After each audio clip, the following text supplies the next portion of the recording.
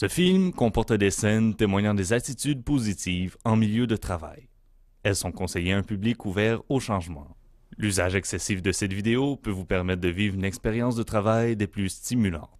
La reproduction de ce film est permise.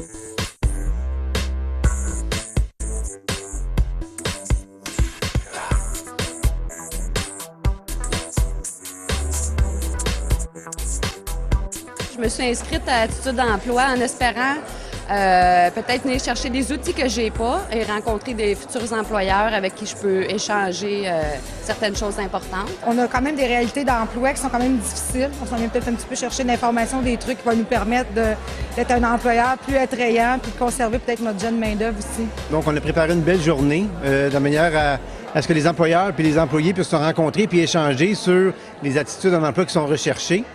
Dans un contexte innovateur et porteur de solutions en regard d'intégration et de maintien en emploi. L'attitude, pourquoi s'en préoccuper? Cette culture d'entreprise-là se caractérise par les attitudes que l'on demande aux employés de manifester lorsqu'ils réalisent leurs tâches professionnelles.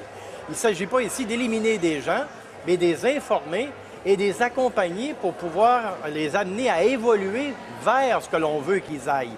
Personne ne naît avec les valeurs, les qualités et les attitudes nécessaires à sa vie personnelle et professionnelle. Pour être en mesure de savoir être un professionnel compétent, il faudra que je sache qui je suis pour développer complètement ma compétence professionnelle. Une rencontre comme aujourd'hui, ça détermine qu'est-ce que l'attitude, ça la définit et ça la formalise dans une activité précise. Donc, ça permet aux gens d'avoir un regard plus précis des attentes et d'être capable d'amener les gens à répondre à ces attentes. Et on peut changer pour un emploi tout en gardant sa personnalité. Donc, il faut séparer les deux. Attitude personnelle, ça vous appartient, c'est à vous. Attitude professionnelle, c'est autre chose.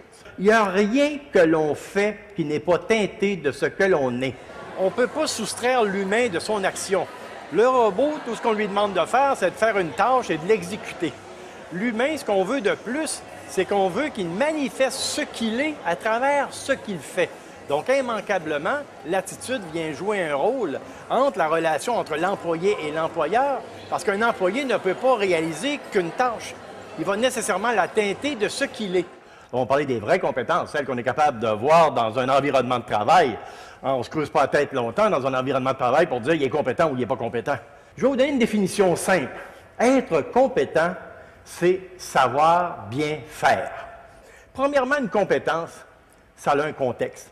Il ne peut pas y avoir de compétence s'il n'y a pas de contexte. Une personne compétente, c'est une personne qui a le savoir-être et le savoir-faire parce qu'il est performant, exécutant et connaissant. Tout ça va ensemble.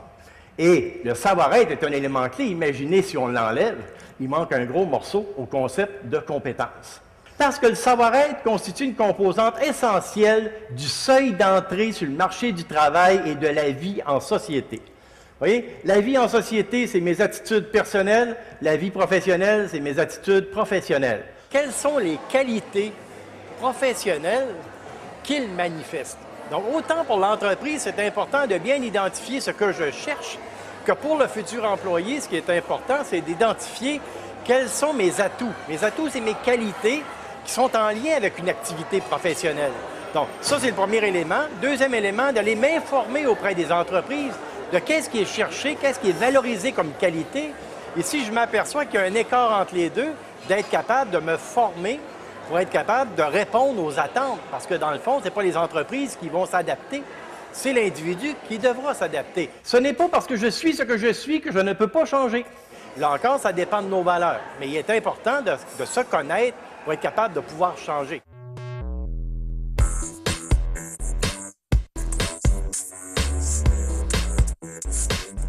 Messieurs et mesdames les employeurs, là, des fois, là, on a beau avoir une idée bien précise de ce qu'on cherche, là, et des fois, on cherche pas la bonne affaire. Mais si je peux me permettre, Étienne, des fois, les employés ou les jeunes qui veulent entrer sur le marché du travail, ils oublient de se mettre en mode apprentissage. Ça, c'est bon, pas juste pour le travail comme tel, mais pour acquérir les bonnes attitudes. Bref, c'est tout un défi que de trouver le profil idéal. Notre quête de la journée, c'est se donner des instruments pour pouvoir m'améliorer le cas échéant et réaliser mes objectifs et mes rêves le cas échéant également. Donc, on n'est pas victime de ce que l'on est, mais souvent, c'est qu'on n'a pas de repères. Dans une économie de savoir, ce qui est important, c'est que le jeune sache, lui, quelles sont ses principales qualités et quelles sont les qualités avec lesquelles il est bien lorsqu'il œuvre dans un milieu donné. À partir du moment où lui se reconnaît comme bien dans son milieu, il va être capable beaucoup plus facilement de s'adapter. Encore faut-il qu'il sache qui il est, quelles sont ses forces, quelles sont ses faiblesses et quel est le type d'entreprise qui lui convient. Un employeur embauche généralement une personne sur la base des capacités professionnelles qu'elle manifeste et la remercie de ses services sur la base des attitudes professionnelles qu'elle ne manifeste pas. Lorsqu'un employeur recherche tel type d'attitude précise, si l'employé ne manifeste pas cette attitude-là, cet employé-là ne fait pas automatiquement partie de la culture de cette entreprise-là. Et il y a un risque important qui est interférence entre l'employeur et l'employé. Quelles sont les attitudes de la personne compétente? Il est flexible dans ses tâches. Hein? Il ne dit pas, bien là, on va changer de tâche. Non, moi, je ne suis pas capable, pas le temps de faire ça, ma tâche, c'est ça. Il est flexible. Il résout des problèmes. Lui, il n'est pas en mode problème, il est en mode solution. Personne compétente est en mode solution. Elle adapte ses pratiques. Hein? L'adaptation, ça fait partie de ses qualités. Elle applique de nouvelles solutions. Elle ne chiole pas après de nouvelles affaires. Elle les utilise, puis elle les exploite. Ça demande beaucoup plus de connaissances, beaucoup plus de conscience, beaucoup plus de jugement, beaucoup plus d'attitude aujourd'hui pour être en mesure d'exploiter le savoir et le savoir-faire que j'ai pour faire face à notre monde. Comprend le changement. Hein? Il ne le subit pas, il le comprend parce qu'il a la connaissance. Et il anticipe les conséquences. Si je fais ça, il va arriver telle chose. Si je fais tel élément, voici la conséquence. Il peut voir venir ce qui s'en vient. Le monde change rapidement. Posséder des connaissances et des diplômes n'est pas suffisant si l'on n'a pas aussi les qualités personnelles permettant de répondre aux nouveaux défis du marché du travail. Imaginez-vous, il y a 30 ans, être débrouillard avec son véhicule automobile. Tu avais un paquet de broches et une paire de pinces.